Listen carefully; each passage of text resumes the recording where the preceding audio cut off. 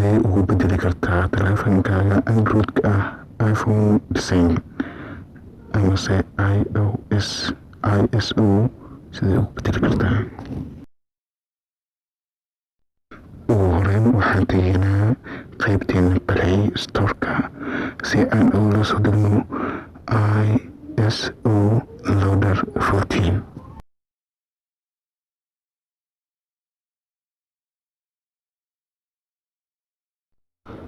hadda waxaa la soo degaynaa ISO loader 14 waxaan ku dhufanay midka labaad waxaana dhahnaa install wana sugaynaa intuu nooga soo degayo.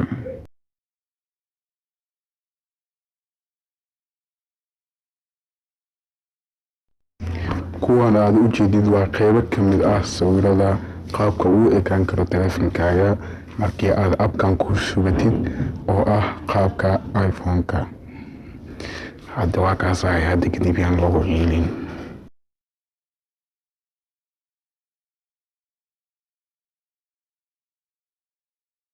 hadda wuu noo soo degay open ayaa la soo dhahnay kadib waxaan maraynaa processidii la mari lahaa. ugu horeyn get start ku dhufo. markaad get start dhufatid soo dhawo korbanaa okay allugaa soo dhehaysaa then ayaa wada ku dhufanaysaa get start.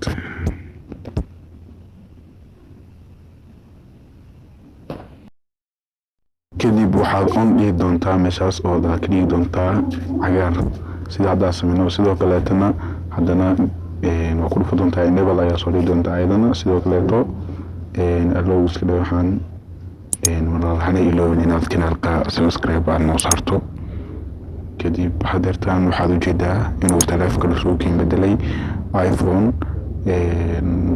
waxaad iska dhigi doontaa waxaan sanaya website ku dhufta online ka dhigi doontaa meesha salaan dirtaa kadibna save dhigi doontaa. wixii intaas ka dambeeyo falaaraha meesha ku wadayna la doontaa then hadda okay taleefanka wuxuu isugu bedelay iPhone. hadda kadib ayaa lagu gaadin magaalada shido waa ikaasaa dheh iPhone-kaas wataa adigoo Samsung xunu eegaysato.